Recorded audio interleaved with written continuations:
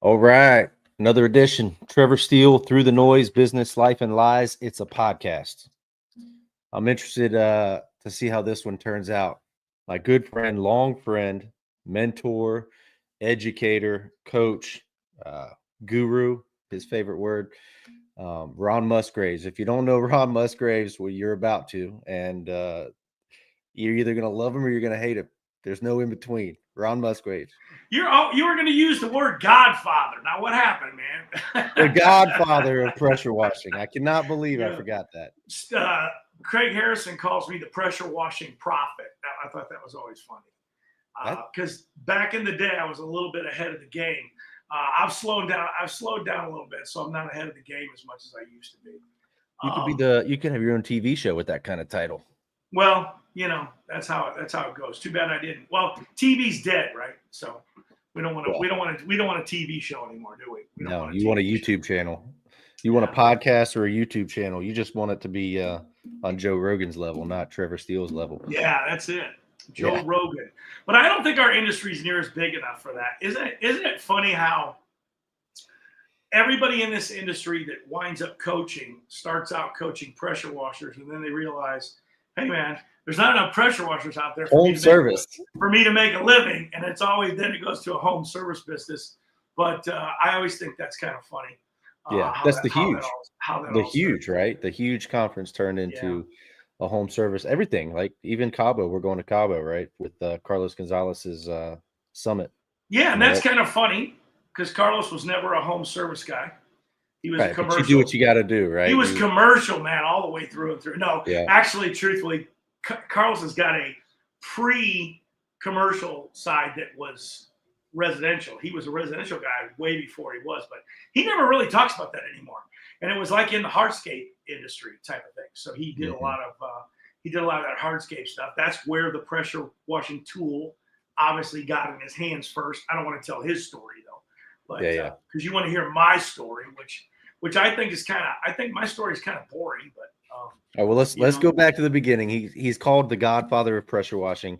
I may have coined that term. I'm not sure, but if I don't think anybody would question it. You know what they used to call me though? Do you remember this? Yeah. Leonardo. Leonardo de pressure washer. Yeah, Leonardo de pressure washer. It's funny stuff, man. 20-something years ago. I think Tony Shelton. Shelton coined that on you. He did. Yeah, that one's for you, Tony. He did that to you. But no, man. I just, I guess my entrepreneur career. You really want to go back and really go back to it. So my family never had jobs. I know people looking at that. The guys with the job right now, oh, were they homeless? A bunch of deadbeats? No. When I say they never had jobs, they were always entrepreneurs. This goes back to my great grandfather. None of them ever had jobs. One side of the family were farmers. Another side of the family were tailors. And so those are my grandparents. They never had a job. They never raised their kids to have a job. And obviously, my parents never raised any of my siblings to have a job because none of them had a job. They've all been entrepreneurs. They've all done their own things. I'm doing the same thing with my kids. I hope everybody out is listening to this because it's what you should be doing with your kids.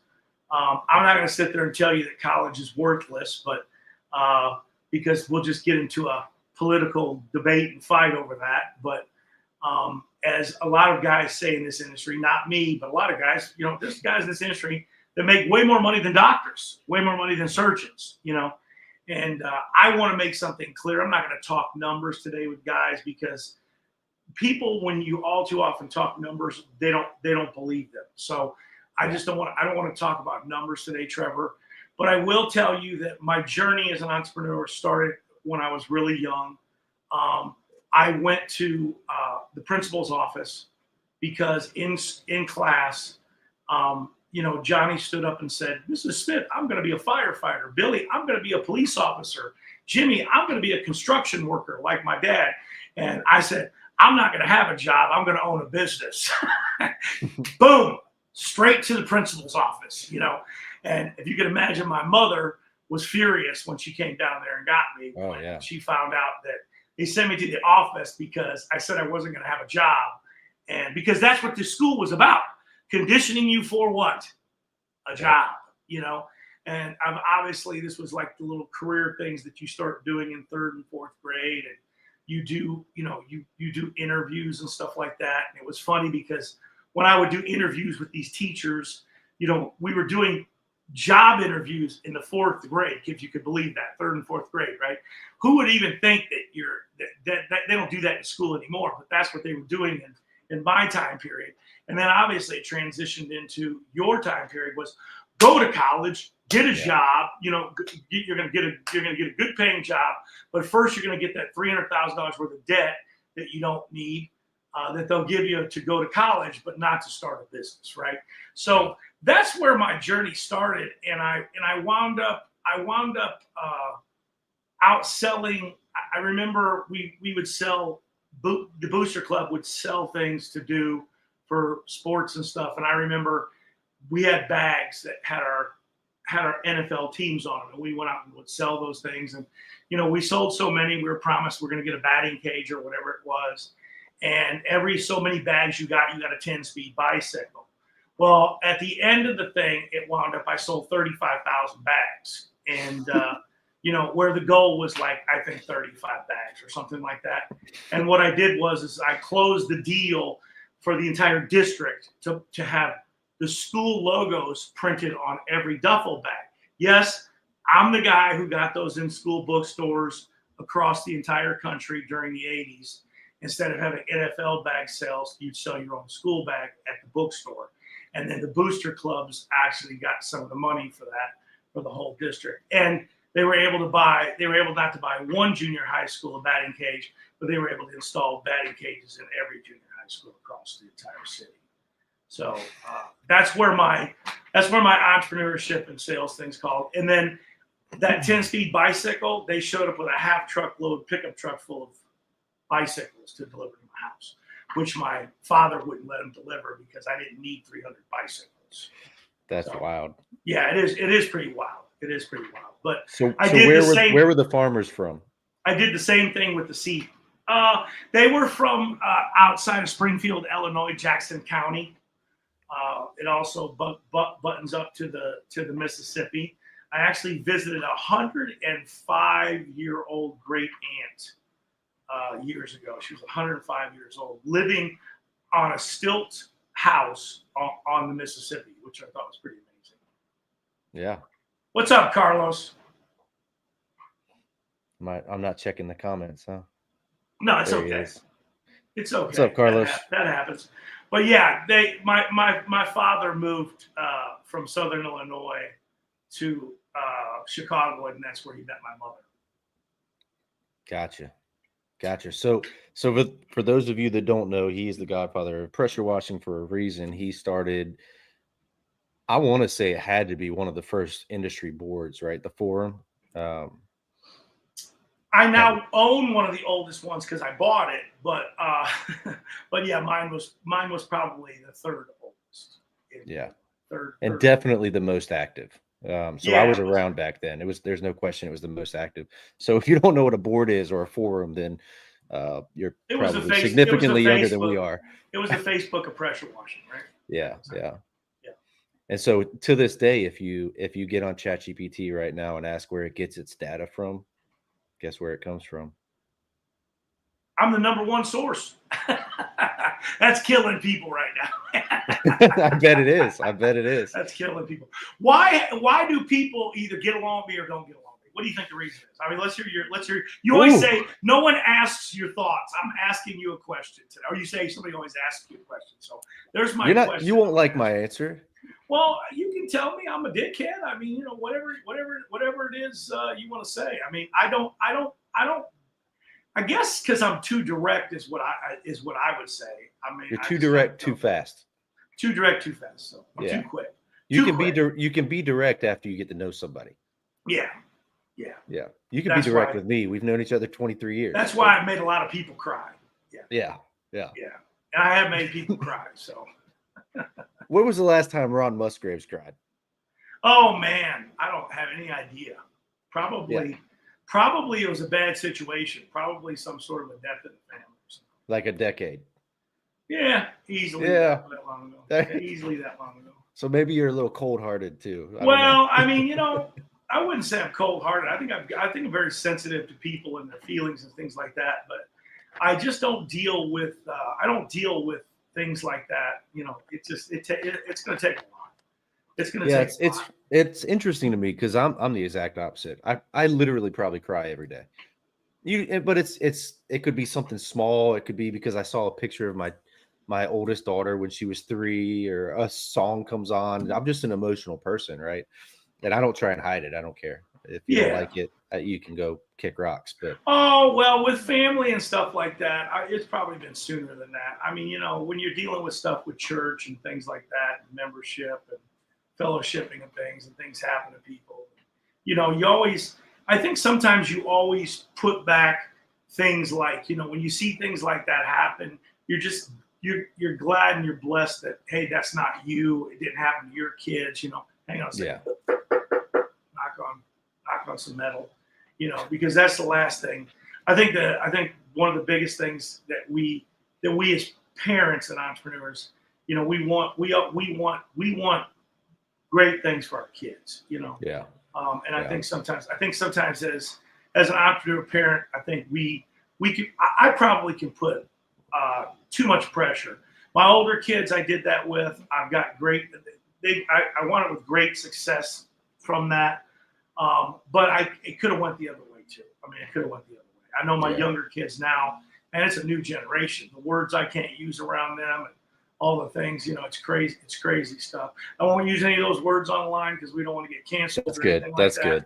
But but no, that's where the entrepreneur journey started, and then it carried on. I was also on that cusp of, go to college, so I had to go to college. I wound up going to college.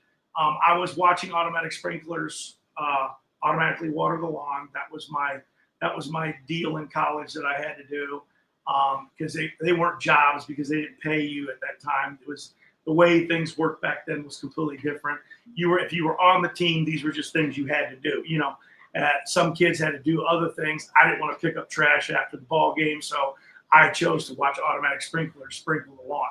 And I know you're listening to that going like, you're watching automatic sprinklers. Yes, that's what I did. And so this fella named Bobby Latito, I think you probably read about him in my, so you're going to hear the story because that was a story in my mentors that you had to ask. He goes, Ron, he goes, go over to this closet, and he goes, and open the door. And I go over to that closet and I open the door, and we got radios, because it's a campus. And I go, Bobby, this is Big Al's janitorial closet, and the first thing I see when you open the door is it says, if you touch any effing thing, I'll kill you. You know what I mean? And I'm like, what are you doing to me, Bobby? He says, just shut up about that. He goes, grab the bucket, get that mop head, and there's a squeegee and a pole in there. He says, meet me up at the student union. And I did. We get in this golf cart. We left campus, which we're not supposed to do, right, in the golf cart. We left campus in the golf cart. We proceeded to wash these storefront sidewalks in this little shopping center. And we get going, and Bobby goes, hey, go by the gift shop. I said, we're not going to wash the gift shop. He said, just shut up and go by the gift shop. And I'm doing my first mopping job on windows that I had ever done, And so we get further down the shopping center. So you know what it is down the shopping center. We're about 85, 90, 100 feet away from the gift store. And this woman comes out of the gift store going, hey, and the next thing you know, I turn around, Bobby's gone. You know what I mean? He's gone, man. And I go, and I can't find him nowhere. And so the lady comes down to the thing. He says, hey, you missed my suite. Weren't you going to do my windows? I said, yeah, man, we'll get your windows. He says, and I want it done every 2 weeks. You be back here, and you better get it done every 2 weeks. I said, man, we'll take care of you. Don't worry. I just got to find out. I got to find out where my partner went, and we'll be right down there to get this taken care of. Well, it's the funniest story because I was doing a shoe store, and I couldn't squeegee a window, but I had already mopped the thing. So that was now I'm doing my first time squeegeeing the window. The old man comes out and he says, "Hey, kid," he says, "I don't know where your partner went." But he says, "Just leave the windows alone. It's okay. It looks good. You don't gotta, you don't have to wet them down again for the 27th time." He goes, "You're gonna have enough water out here. I'm not gonna have customers come into my store," because I had really I'm trying to get these windows right, and here I am practicing on this guy's window. So I get all my stuff. I run back over to the campus. I'm in the golf cart now. I'm driving the golf cart illegally off campus. And I drive up to the student union. I'm like, "Bobby, what's going on, man? What happened?" He goes, "What happened, man? Did that woman call the police?" I said, "Call the police?" I said, "She wants us to be there every 2 weeks." I go, "What's going on, Bobby?" He goes, "You don't know what we were doing, man?" I said, "We were washing windows, Bobby. That's what we were doing." And he goes, "No, man." He goes, "We were hustling, man." He goes, "I was just going in there and collecting money. We're not the regular window washer." He goes, and he hands me my $260. Okay, like that's my hat. He hands it to me, and he was charging like $35 a pop for just the exterior window. Something even now you charge somebody like $20 for, right? He's charging $35 a pop. And that's funny, man. And well, there was two things that I learned about this. There was two things I learned. The shoe store wound up becoming my regular maintenance account, okay? Because I stopped hustling. I went back and I figured out how to get the $40 from the gift store, which was my second job. The shoe store was my first one, because when I showed up after I'd done enough practice on some other window, I cleaned the guy's shoe store window for free. He refused to not pay me and said, "Hey, I need you over here every 2 weeks. When Susan at the gift store, once her window's done, you can just do mine then." And those were my first two maintenance accounts that I ever had. And then the rest is history. From the windows came the sidewalks, and that came shortly after that. When I was done with college, I had already begun engaging in washing of sidewalks. And then what year was that? I did stupid stuff, 84.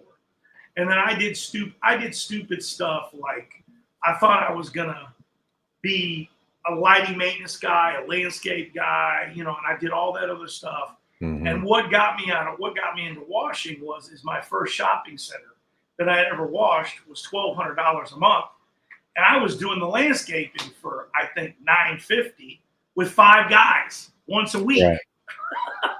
And I'm going, wait a minute, man, I'm here one day a month with one guy, and I'm here 5 times a month with 5 guys. I'm like, the math here just doesn't work. And that's when I just, as everybody does, and nobody realizes this, once you have a niche in what you do, and I will share this with people, that you can do other things, but you got to run them as different divisions.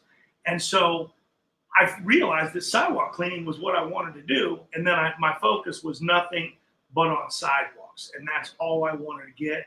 That's all I wanted to do. It was very simple. Back, a lot of the old guys watching this, even Carlos would testify. They would get on PWI. You can't wash sidewalks and make a living. No one's gonna pay you to wash sidewalks every other week. Are you kidding me? No way. And no one ever thinks about this. John Tornabetti and I talk about it all the time. Think about the situation. If you're a kitchen exhaust guy, they've got sidewalks. If you're a fleet guy, they've got sidewalks. What doesn't have sidewalks to wash? What? Everything. Sidewalks are everywhere, aren't they? So how did that, because there's no way you started a pressure washing company and said, I'm only going to do sidewalks. Or did you have that? No, I learned my lessons. Absolutely. How long did that take? 10 years. Yeah. The pain of you. So you get to the point where you start cutting costs and expenses and trying to become more profitable and efficient. And I guess that led to you saying, we're just going to do sidewalks. The aha moment was that me not wanting to be a landscaper anymore. Yeah. I ain't mowing no lawns for $20 a pop when I can wash a driveway for $350. Yeah. In 20 minutes?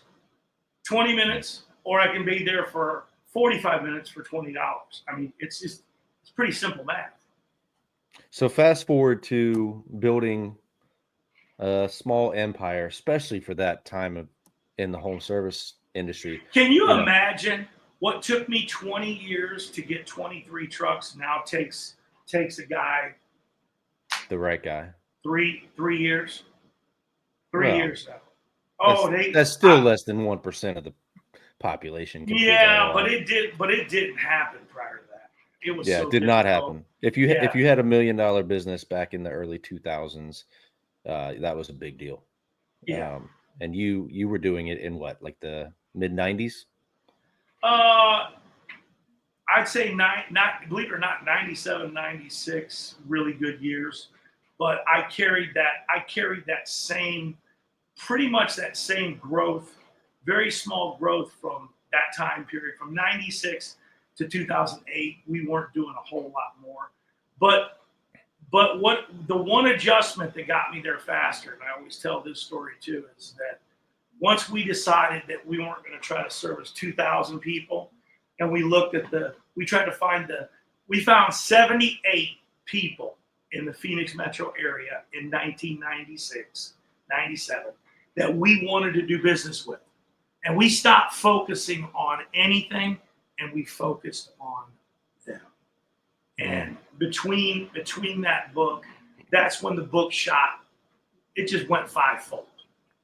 Whatever number we had been doing then. Actually, no. Retail is the sweet spot. Retail has to be done frequently. Oh yeah, high traffic. Yeah, and then you know a little bit about CAM, and I don't know if you want me to go into that, but that's the whole secret, the whole thing. CAM.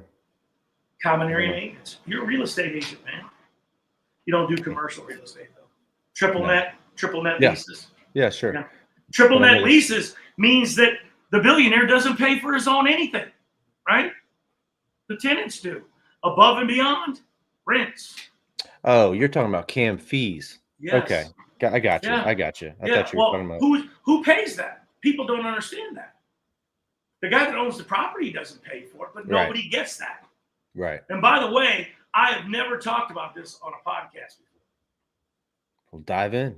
Go in a little bit deeper. Well, I just dove in. It's like an HOA, right? The money is budgeted. The money is the HOAs in a nonprofit corporation. This is the same thing, but except now it's a different scenario, because if I own a building, Trevor, and somebody else is paying for all the maintenance, I'm going to make sure the maintenance is being done right.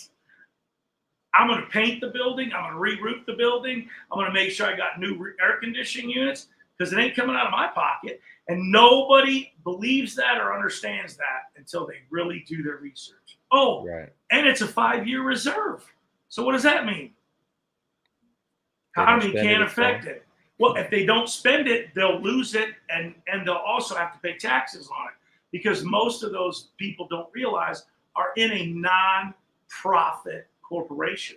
So they don't have to pay taxes, so it's tax-exempt money.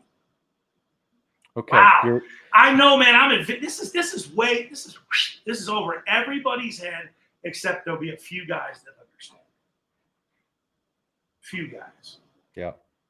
And that's a huge gold nugget, but that ain't the biggest one, because the biggest one is when I was researching early on what all these $1 million and now they're $1 billion companies do, is many of them belonged to 20 of their customers associations or more.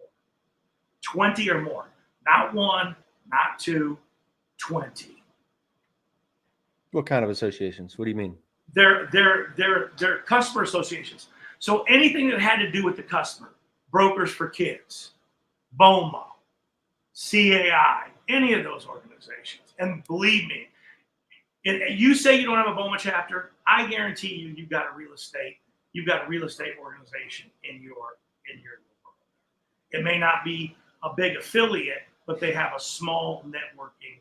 And if they don't, you better start one. Yeah, let me add it to my list. Yeah, well, I think that's an important one. I'll tell you, the guys out here that are doing real estate they own all these top Facebook groups, the community groups. They run them all. Yeah, they run them all. Yeah. So fast forward to the sale. Because I know you sold it, but then you had some parts still. You were still tied to it somehow. Oh And this gosh, is called. So I've never told this. I sold this 3 times. I sold the fleet washing in '96.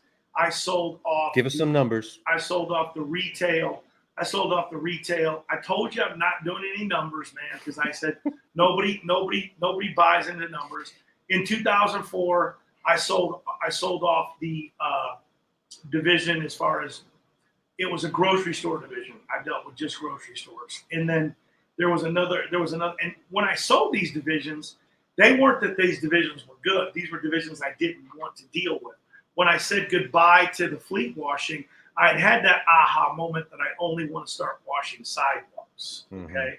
And that's where the money's at, because we'll go back to that number again.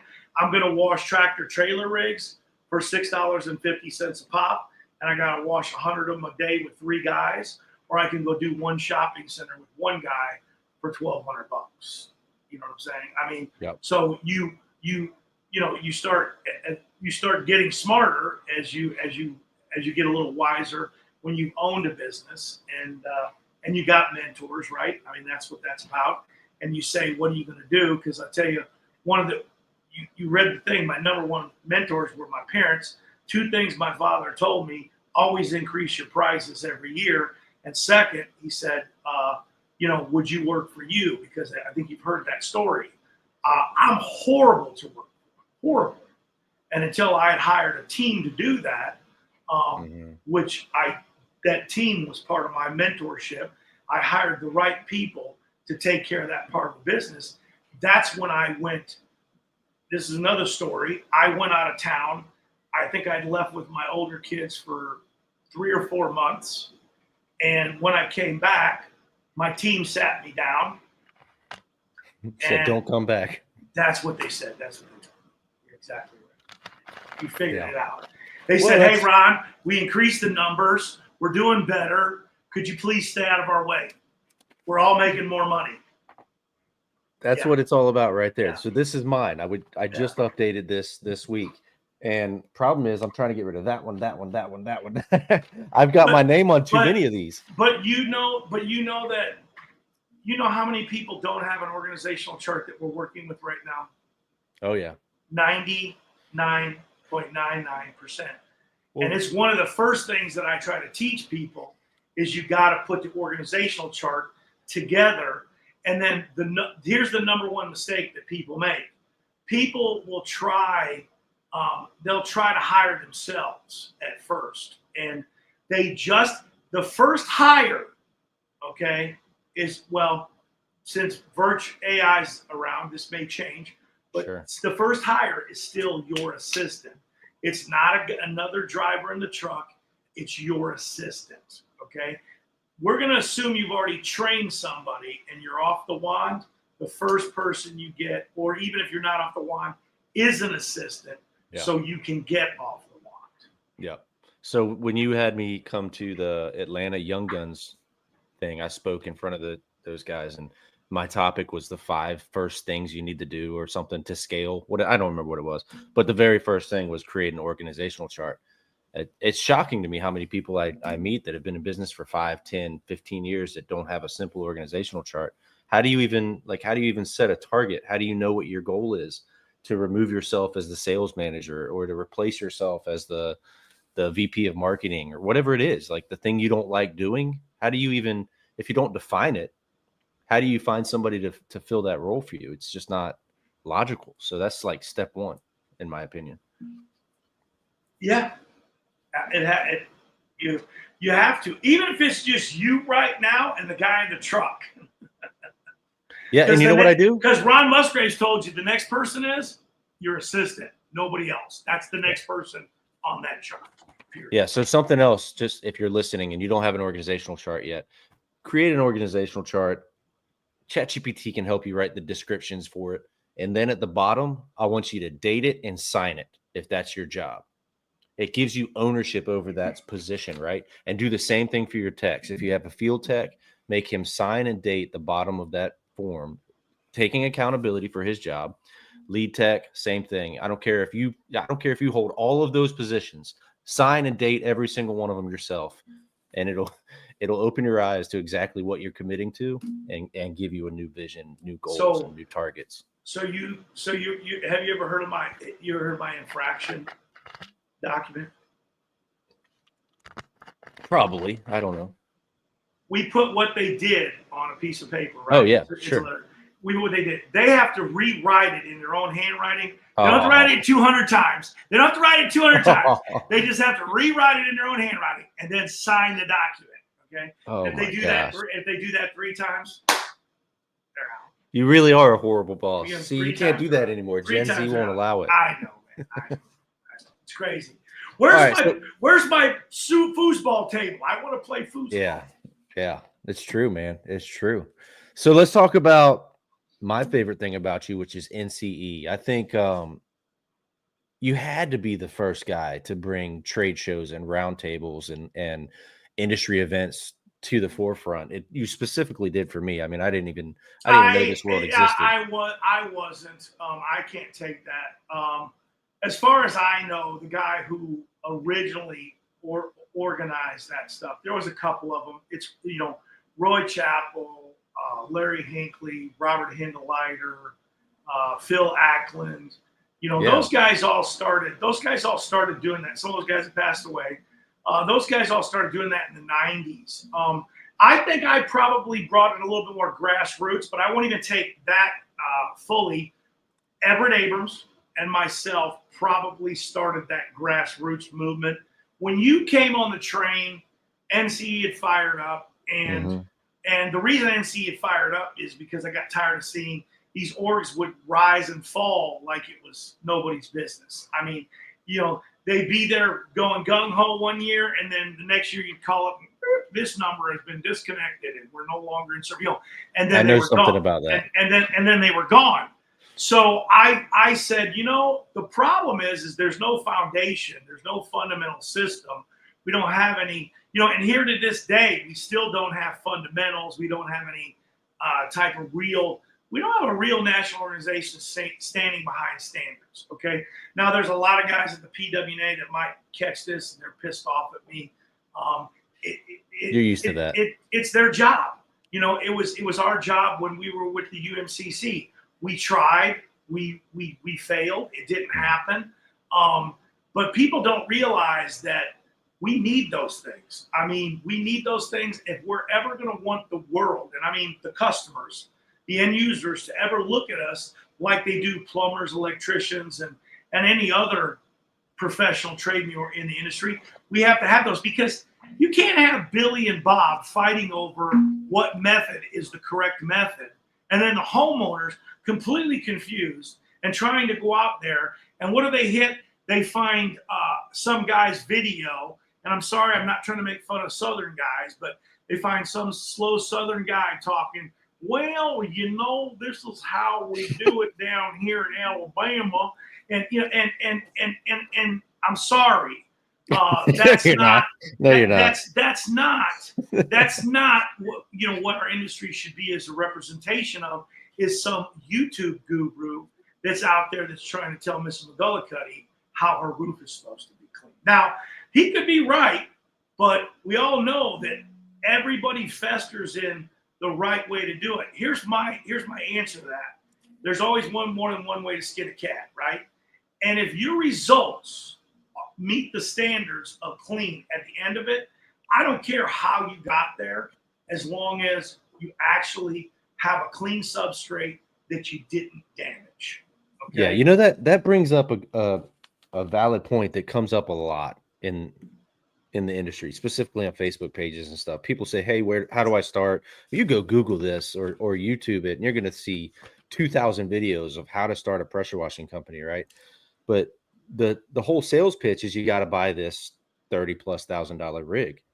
It's just not true. I mean, you could go out and buy $1,000 machine at Home Depot, and you could be you can clean, and the end job, the result, like you said, would be just as good. It's just, will you be as efficient? That's what really comes up. Yeah. No doubt.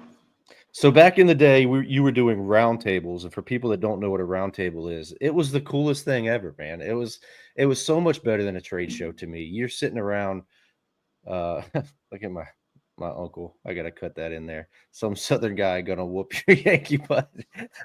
That's my Yankee uncle, by the way. He's funny. We should call him in just to talk to him. He'll have you rolling. But I don't remember. Oh yeah, round tables. Yeah, so these round tables, man, you're sitting around the table with local guys, right? It always seemed to be like semi-local, and you're having hard conversations, and most of them are full of crap. Most of them are lying, but you know that going into it.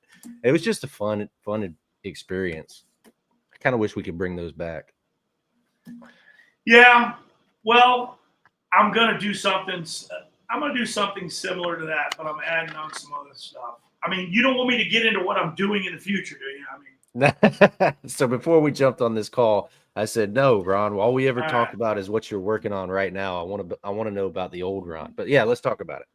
Tell me what you're working on. Well, I'm going to go ahead and dive into it. I'm supposed to be in Reno for commercial sales. I'll be in Southern California here within the next month and a half. We'll have some dates for that. But Reno on the 24th and 25th. I'll wind up somewhere in Atlanta. I'll be doing 2 stops in Florida, and hopefully one in New Jersey with somebody that's going to shock you. A guy, I can't say his name yet, but I already know. He's got a $25 million business. Oh, I think you got the wrong guy. Yeah, maybe. I definitely do after that statement. $25 million business. And, I'm not looking to do necessarily with guys that are big. I hope Connor Eubanks can do the Southern California with me. He's a $12 million business. I don't want to scare guys though, because here's what I feel like I do. And I think maybe you can concur on this. I can take a $0 business and I can go in 18 months and I can give them recurring revenue of $300,000 a year. And I can do that in 18 months. That's why, and I know you're a numbers and systems guy, and that's great. I believe it or not, I'm more numbers and systems than you even understand. But I'm not a guy I've never been about let's track our stuff. I have programs that work. I don't need to track them. I know what they're going to bring in, and I know that they work, and I know what they're going to bring in. All these guys out there, and I was refreshed because there's some gurus out there, and I'm like, hey, we don't need to track that. We're going to give you stuff that's going to work. And I'm so refreshed when I see that, because now I know that guys are out there selling something that's going to work. I'm not saying you don't need to track it. Don't get me wrong on this, but like, we don't need to focus. We don't need to spend so much time on tracking stuff if you do have methods that work. Okay. Yeah. If methods stop working, you got to find out what you did wrong, because you were told a blueprint and you didn't follow the blueprint. And that's why they're not working. And I always try to tell people that, because people will go, oh, Ron, you told me to go do demos. I did demos and I didn't sell anything. Did you call anybody? No. Well, did you just expect them to materially find the demo on their own? I mean, they were going to stumble over it and trip on it? I go, you got to put these things in front of people. These are all just things that are part of mastery of sales. I don't believe that people understand what the definition of mastery of sales is. Purely mastery of sales is basically reducing the amount of contact time before you close somebody. And that means that when you're good at it, you can take it to 1 visit or 2 visits, okay? The world says you got to make 8 visits, okay?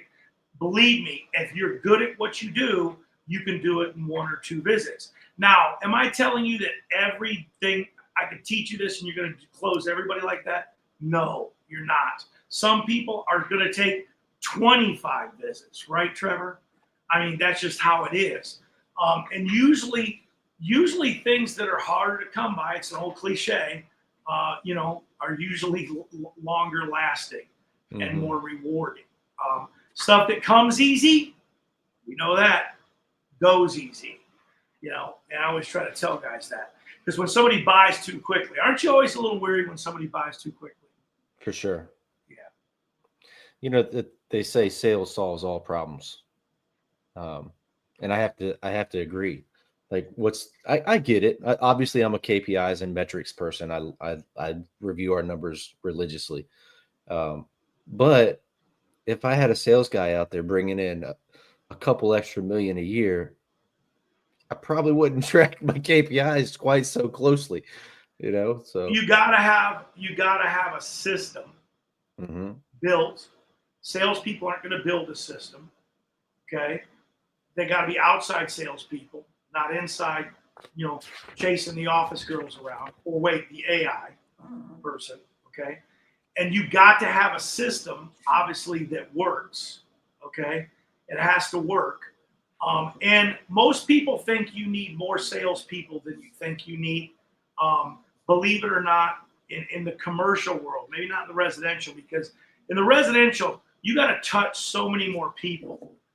In the commercial industry, you can pick 10 clients, 10, and I can guarantee you pick those 10 clients and that salesperson visits those people over and over again, you'll get to that $300,000 number annually. Let's talk about that. Ron Musgraves has to open a new location tomorrow. What does he do? And you can't move there. I hired that person and put him on what I call the program. And you're right, we don't have a pressure washer there. We don't have anything there yet. We don't need one. So how does that work? Give me some grassroots.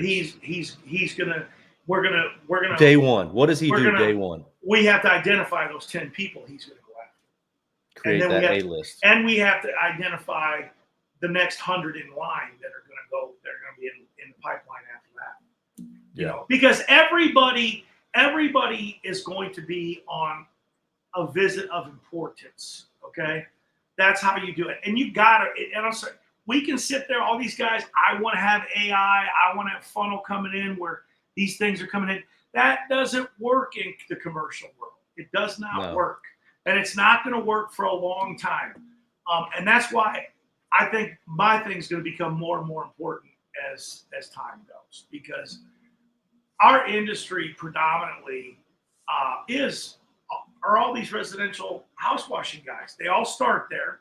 When they go broke, they call me up and say, Ron, I don't have any money, but can you help me now? And at that point, it's tough because, we're back to that old cliches again. It takes money to make money. And if you'd have blew that 50,000 going after commercial people, you would have that $300,000 residual income coming in that you could also funnel a percentage of that money back to new business, right. And then the thing perpetuates itself and you build it over and over again. And if you pay a salesperson on commission, that's a fantasy. They have to be vested into the business, and they have to get a percent. They have to be in the business. You have to, and they have to be in the business profitable. I always tell guys, hey, you give me 10%, I'll sell jobs all day long, right? But I'm not going to care what I'm selling them at, right? Because you got to give me my 10%. So I could care less if you're. So what are you selling? A base salary? Well, you got to have a base salary, and then you got to have invested. They've got to be. They got to be paid on performance on top of that, because nowadays you want somebody to have unlimited capability on the amount of money that they can make. Sure, right. And old thought was we're going to pay a guy $150,000, and we all know when we give a person a weight. We talked about this a few weeks ago. When you give a person a raise, all of a sudden they're like, "Oh, I'm on easy street. I'll sit back and relax, and I don't have to do anything anymore, man. I'm making more money now." You always have to keep them vested into the business and wanting more. And when they get more, you have to. And it was real simple. On any residual account, salespeople got 3% for as long as the account ran. Even if they didn't work there anymore? 6 months afterwards, they can draw their residual. That's pretty good. That's pretty generous. Trust me. You don't know how many came back after 6 months. And some people think that's a bad thing. No, if that guy was that good, I wanted him back. All right, let me ask you about the A list again. Let's go back to that. Does Ron Musgraves create this A list doing simple research? No, you got to do your simple research in your area and whatever your niche. No, that's what I'm saying. Let's talk about parking garages, right? Because this parking garage, people don't realize that I've done as many parking garages as I've done. Okay. And I'm not going to say it, John, but I mean, obviously he learned how to do parking garages off of PWI. I mean, if you go back down there and look, John got a ton of that information, started cleaning parking garages off it. I never talked about parking garages because parking garages didn't become a frequent washer until the last decade. And the reason why they became frequently washed, we've seen these garages collapsing, right? The structures are collapsing and hurting people. They always have now they have these inspections because they don't want these things crushing down on anybody and hurting them. So the problem with it now, these restoration companies are selling big on, hey man, you got to get this oil and this grease and this dirt up. This is part of keeping the garage safe, keeping it clean, and knowing that you don't have anything in here that's corroding the steel that's underneath the concrete. And so now the parking garage things become a big thing now, and people are doing these things more frequently. When I was in the business, they would do a parking garage once every 6 years, and it was a nightmare. You've seen the sludge walls, right? Remember Pat Clark's first one? He's got this sludge wall. He doesn't even know what to do with it because he's cleaning so much stuff up in there. He didn't realize all it was rubber. That's all it was at the end of the day. It wasn't oil. It was rubber. And they don't do that anymore. They don't let garages get that bad because they know that's a poor environmental impact and safety. It's a bad thing. But I would go after the parking garages by, one, joining these associations in your area that deal with parking garages. I would join the national associations. And if anybody knows right now, the largest exchange, it was $80 billion or something they just gave for standard parking, and 2 parking garage companies merged together.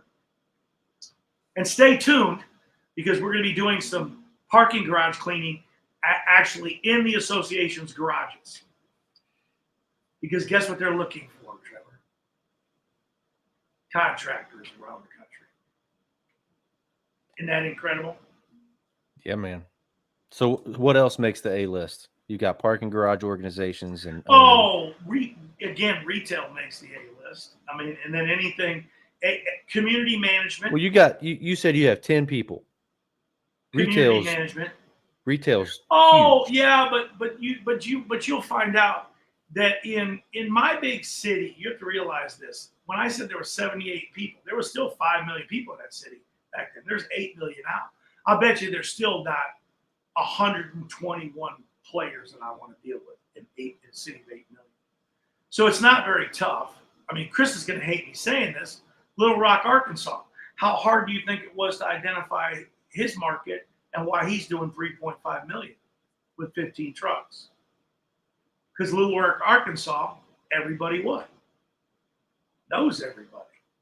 Mm-hmm. So when he went to go find his list, he might have found out that Becky from high school was one of his targets on that top list. Who knows? Or his wife knows Becky and can give the introduction. Because I'm going to have that salesperson go in and join all those associations. I'm going to call all my customers and say, do you know anybody in that new region that you can introduce me to? In other words, I'm asking them for a referral, and they're going to introduce them, and I'm going to introduce them to my salesperson that's going to start working with them. Because remember, the trust meter is what it's all about, right? Sure. And if you're introduced to somebody, what happens to the trust meter? Yeah, skyrocket. Trust meter it goes up. Don't skyrocket, but it definitely goes up to a 7. All right, well, let's look at Jay. Meet somebody, it's a 3.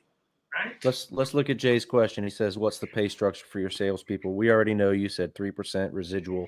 So any reoccurring contract, they get 3% for that up to 6 months after leaving the company, which is, and if they sell a one and done, they can take 10%. One and done, 10%. That's an interesting model. And that is on top of a salary. Yeah. But let's talk about that salary. Man, you don't want to talk about that with me, man. You just don't. Nobody will believe the numbers, man. Nobody. They just won't believe. Or 30 grand? Or they'll be just trying to apply for that. 30 grand for that would be like somebody that would sweep up the shop So you all right, 60 grand. This You're is close. salary plus commission. You're close. You're close. Yeah. Salary plus commission. I don't so these guys care. All right, so what are they ending at? Are they ending at 250K a year? Do you think that Tommy Mello cares if he's got a technician that's making $500,000? If Tommy's got $1 million techs. If the technician made $500,000, how much money did you make?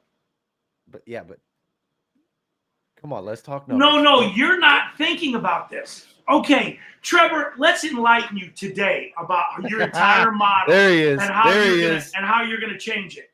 So if you got a guy, and they're not easy to find, he has unlimited ability to make money. You can either train him to be your competitor, or you can train him to be your partner. I agree with that. That's where it's at. It's not a limit. There's no limit. Let's call it 50K salary. We got to pick a number. 50K salary at $500,000 in sales. That's and every year another I just 50K. told you, and every year I just told you they can put $300,000 more on the book. All right, so which is a truck a year. And guess what? They'll put 2 trucks a year on the book once they get rolling. They won't even put, so that's 600,000. They'll increase 600,000. Why am I going to limit this guy? He's going to leave me if I do. And practically what his day looks like is what? Just visiting those top 10 and then maybe B-list occasionally? His day is going to be filling this thing up at those customers that he's visiting. What is that? Taking them notepads, sticky notes. Sticky notes. There's no notepads in here right now. Oh, so you drop that thing off, fill it up for him. Well, this is there. This is there already. This is there. It's already in there. I see it now. It's on their desk. He's going to drop off more Post-it notes to them. He's going to drop off notepads. Oh, and you've heard it. He's going to take them a bag, because we don't use jars anymore, of their favorite whatever it is. Whatever it is. It could be cheesecake. Who knows? How often? Once a month? How often? Are you really asking that question? Come on, man. We got to know. How hot is the customer? Okay. Right? That's how often they'll visit them. So often and the number one mistake stop coming to see me. And the number one mistake is when people call me all the time, Ron, I did the proposals. When should I go back and see them? When did they say you should come back and see them? Didn't you ask that question? Don't ask me how often you should go back. Did you ask them? Believe me, when you start bringing their candy in, when you start doing these things, when you bring the Post-its in and they pull one of those out and there's a code on there, they want a Starbucks, all they do is type that code in online and Starbucks comes to their door. Guess what? They're looking for you to come all the time. What are we doing, Trevor? We're building relationships. Tell me about that Starbucks code. We're not bribing them. We're building relationships with them. So I was one time, and this is a true story, I was at this place called Retail Business Incorporated, RBI, big company. I'm sitting in the foyer area waiting to see a contact. My salespeople, by accident, are seen in the parking lots. Okay? And the woman gets on the PA system and announces to shut your doors. A sales crew is coming in. And if you don't want to be here, if they ask for you, we need to shut the door. You shut your doors. And everybody in the office would shut their bam, bam, bam, bam, bam. And they're slamming their doors. And I knew at that time I had to change something. Mm-hmm. Okay. Now they went back into a similar business like that. And the receptionist is excited. And she's telling everybody instead of the mic now, hey, man, Pro Power Wash is here. Who's going to win their weekly deal or their monthly deal? Because if you've seen my videos, we would give away iPads. So maybe when we were coming through the door, they were going to win an iPad. You understand? Yeah. So give us the logistics on that. And so all of a sudden, there's no one customer that's going to be the same. You're going to visit some people as often as you need to, and then some are going to be cold. Here's a cold one. Hey, when should I come back and see you, Trevor? And you say, don't call me, I'll call you. Well, that person's what? Cold. That just told you they're cold. If they go, hey, when should I come back and see you? Say, well, we're going to be deciding our budgets in September, about September 15th. Okay, I'll come back and visit you, about 15 days. September 1st, we'll come back and see you again to make sure you don't have any questions that you need. So then you would go back on September 1st. And here we go. Do what you say you're going to do. Yes, that's the big one. Yeah. Let me ask you this, because this is where a lot of people mess up. This is where I've messed up. I consistently messed up, and I'm a systems person, but I'm not a systems and sales person combined. How do you get to the point where your sales training is automated? Because I know you know how to teach people to do sales, but if you had to start a company over from the ground, you can't spend 2 months with this guy and then another 2 months with this guy. How do you automate and systemize that? Hang on 1 second. Just 1 second. Just 1 second. 1 second.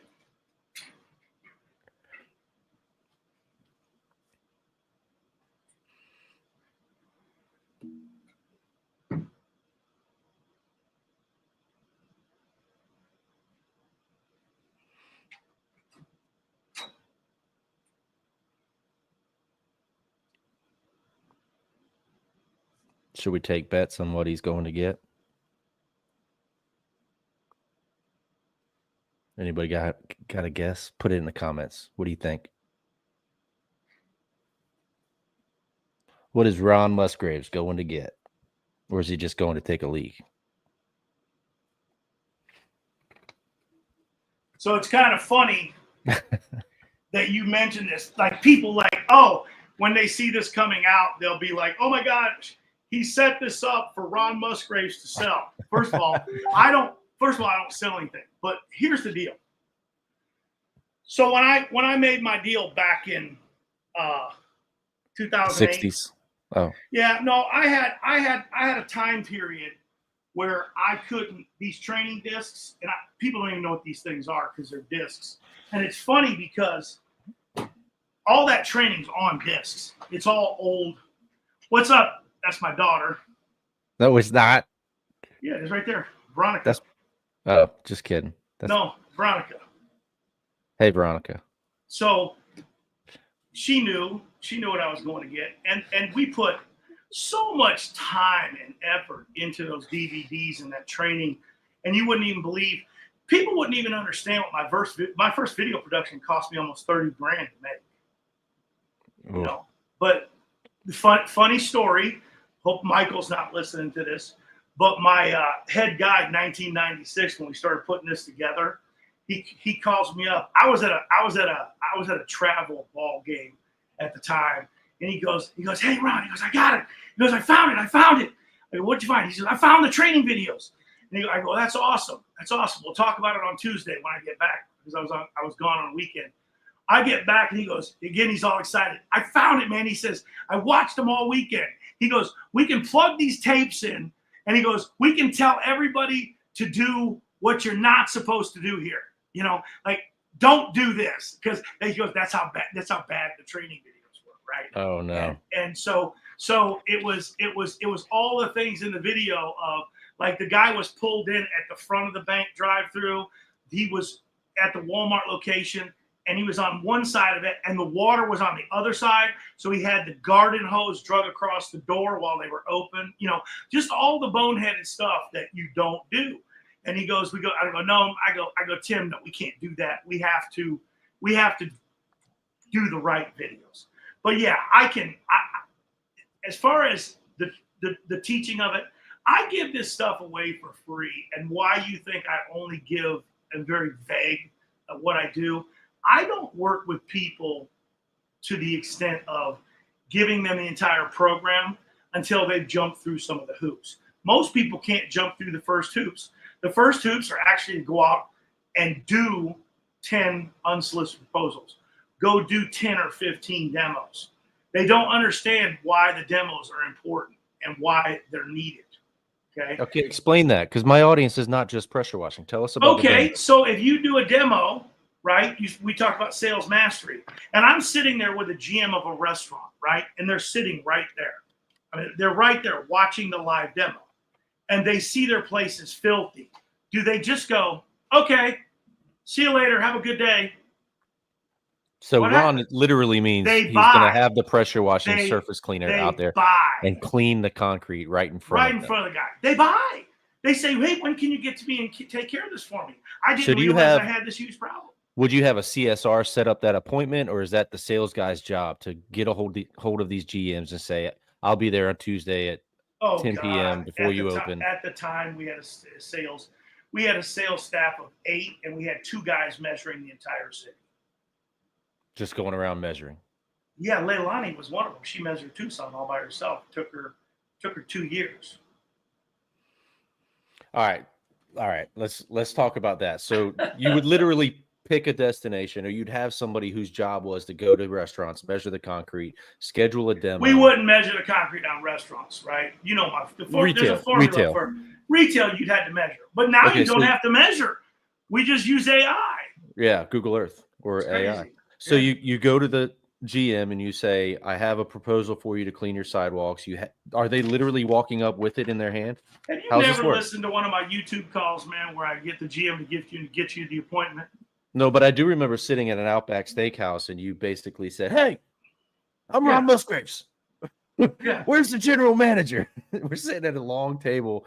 It might have been a Longhorn Steakhouse. I don't know. And is that the one that Button sold? Yeah, well, you stood up and you said, this place is disgusting. And then you yelled across the restaurant to the giant table of 30 contractors and said, which one of you is from here? And somebody was like, oh, I'm from here. And you were like, talk to him, get this place cleaned up. And everybody was like, what just happened? Well, it's dirty, man. How could you have a dirty restaurant? No, does any manager of a restaurant want a dirty restaurant? Think about that. Probably because they're underpaid, underappreciated, and don't give a damn. No, they don't want it.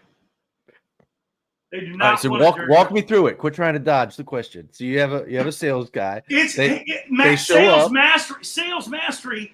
I could walk up without the general manager because I've done this before. Okay. I did this before in Iowa. Walked in the store, said, "Hey, you got a couple minutes." I said, "I need to talk to you outside." I walked out the door. The guy didn't walk out behind me. I went out to the crowd of guys that were standing there, and they go, well, he didn't come out. I said, give it a minute. He will.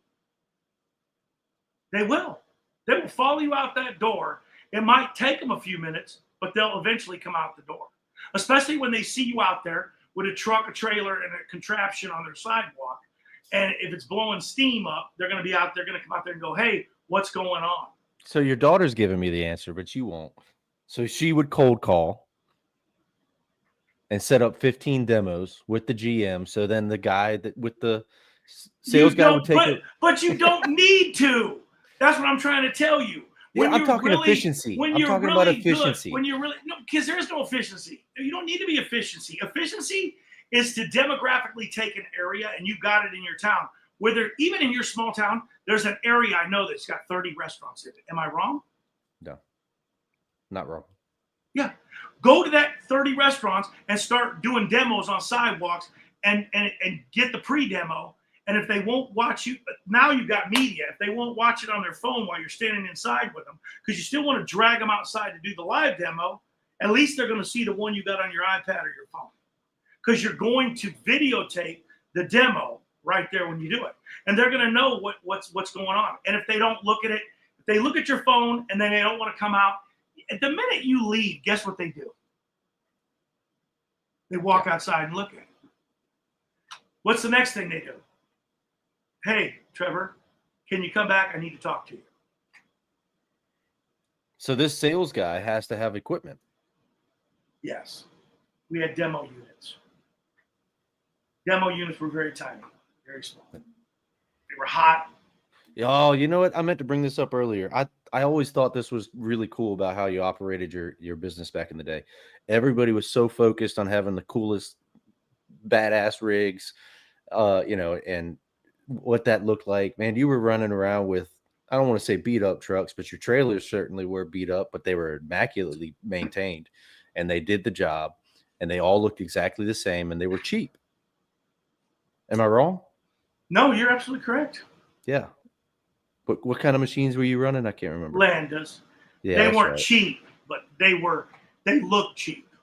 Well, the setup, the overall cost of that setup was significantly less than Paul Cassandra's setup. But when people would run into one of my trailers because it had a couple of my screwed up 1/4-inch diamond plates too much. You know, you could do it with 1/8 of an inch, but some of them had 1/4-inch diamond plate, and that was overkill on my part. But we got tired of rebuilding trailers, so we went to marine grade non-grindable paint. That's why they were yellow, and we were tired of people hitting them. So we made them all yellow. After they turned yellow, believe it or not, in 20 years, we only had one person hit the thing. And it was I don't want to get women pissed off, but it was a mom. And she totaled her car. Jeez. The trailer was fine. The trailer was fine. Too often, business owners start out with the cool factor first, right? I want to look the part, fake the part, look really cool doing the thing, and then they go later down the road and build the sales. I can speak from personal experience. That's what I'm doing right now. I hate to admit it, but you built the system around the sales first. Sales first, get the equipment later. And I think there's a lot to be said for that. Here's the deal. When Veronica would call and get an appointment, if we were next door, we were in that group of 75 restaurants. You don't think we were gonna ask Billy, who was managing the Chuck E. Cheese, if he knew Johnny over at the Chili's, especially if we sold him? Because all those gyms know each other. So we'd say, "Oh, we got yours, Johnny. Yeah, guess what? We'll give you a free building wash. Do you know Jim over at the Chili's? Hey, can you get him on service?"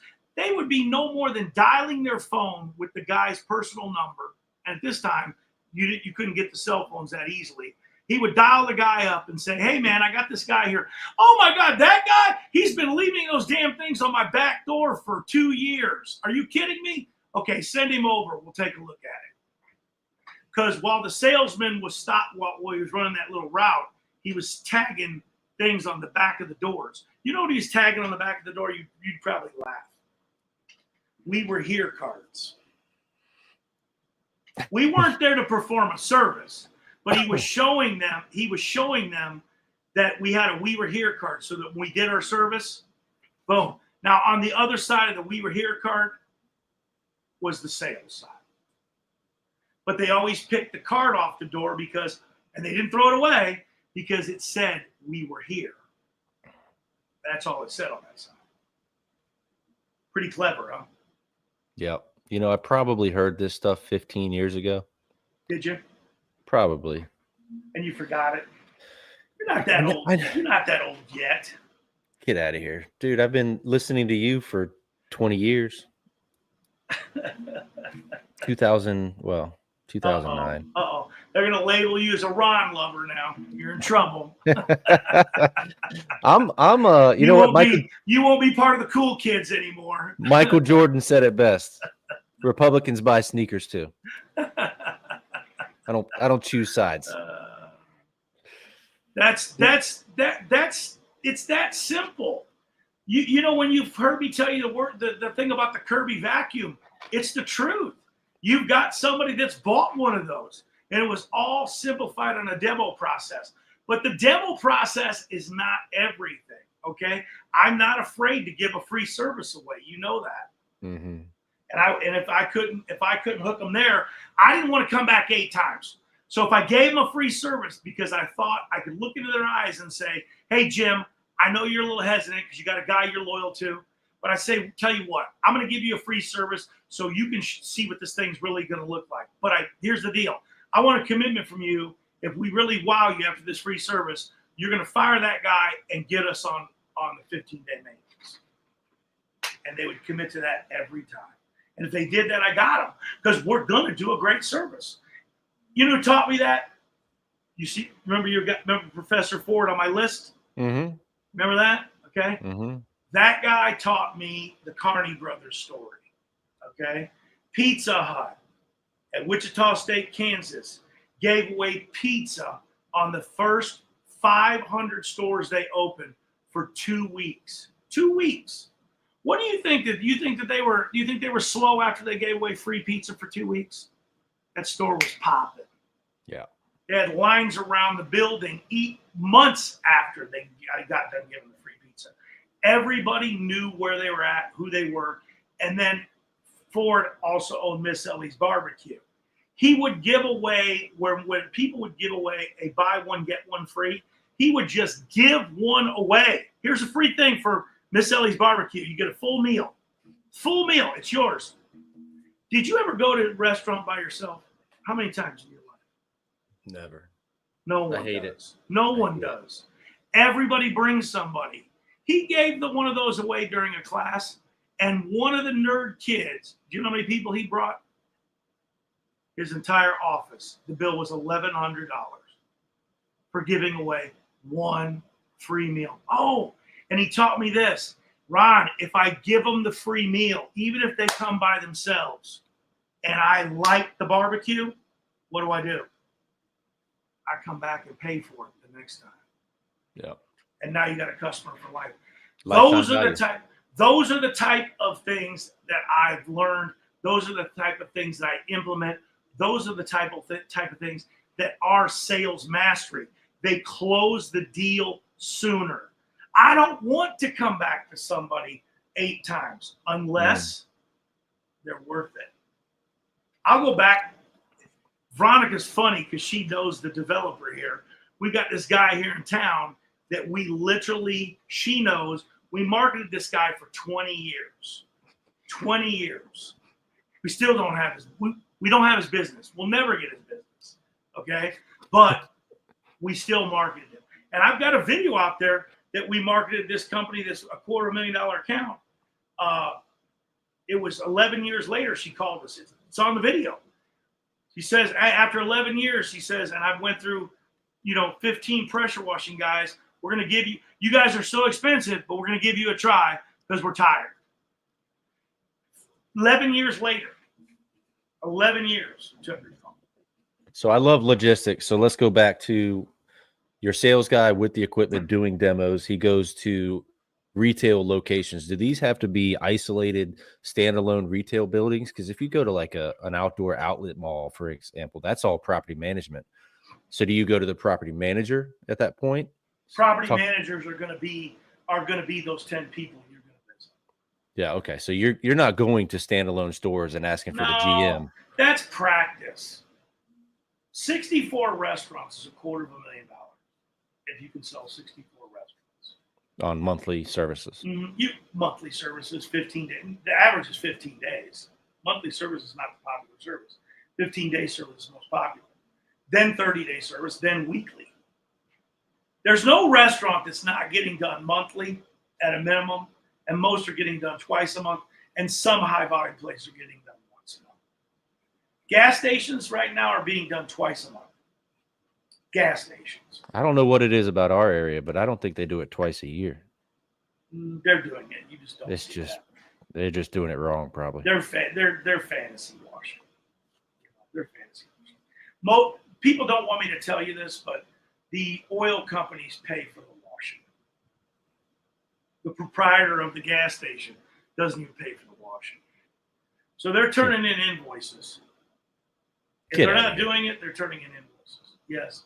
It's a brand. Branded stations are going to be paid for by Chevron, Exxon. They're all paying for that stuff. That's okay, let's talk about setting up your first visit to a property manager's office. You go into the office, you talk to the gatekeeper, you put up your candy, your Post-it notes, whatever it is. What do you ask that gatekeeper? How's that conversation go? Who in this office, if I can get it out of them, who in this office makes all the decisions? But guys don't realize this one. Sometimes the gatekeeper is who? The decision maker. Do you know why? I do not. Because the gatekeeper called off that day. So who's going to sit up front? Oh, I got you. The decision maker. Wait, the gatekeeper's out to lunch. The gatekeeper went out for a doctor's visit. Don't always assume you're talking to the gatekeeper. You have no idea You have no idea how many times I've walked into an office and says, "Is Becky here?" And she goes, "No, she won't be in all week." She is Becky. And she's telling you Becky ain't in, okay? And it's funny because that's when you really find out that she's Becky, then it's kind of a joke, after that fact. And don't bring in donuts, don't bring in alcohol, don't take in bagels, don't do any of that hokey shit. It don't work. Take them what they want. Find out from that gatekeeper that they've got a jazz for the fresh strawberry cheesecake from the Cheesecake Factory, and bring her one slice, not the office, one slice to the Target. Her favorite Starbucks. You know what happens? All the girls come out of their office and they say, "You got cheesecake? Who brought the cheesecake?" "Ron did." "Well, why didn't he bring me any cheesecake?" "Can he bring me some cheesecake?" And then later on, when you're building the relationship with that target, you're going to ask that target about the other girls in the office. Here's a dumb mistake, and this guy I hope doesn't watch the video. A very well-known guy listened to some of my stuff, and these people try to listen to my stuff and they try to copy it, right? So a guy thought that bringing in Girl Scout cookies was a good thing. Okay, it's always a good thing until you weren't opening your eyes up and they had the pictures of the brownies. You know what brownies are, right? Mm-hmm. The Girl Scouts on the wall behind their desk. And what else is sitting right below behind their desk? Boxes of Girl Scout cookies. The play is not to bring them Girl Scout cookies. The play was to open your damn eyes and buy a case of them. That was the play. Not to bring them cookies. Yep. So you understand that in Ron Musgraves' sales program, there's no script. You need to open your eyes and understand you're in there and you're investigating everything.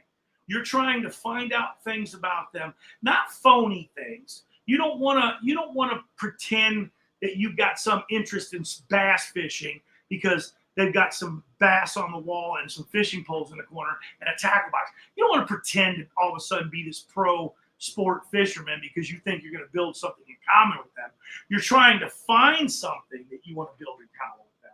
But it doesn't mean that you couldn't bring a sportsman's card into them if it was allowed.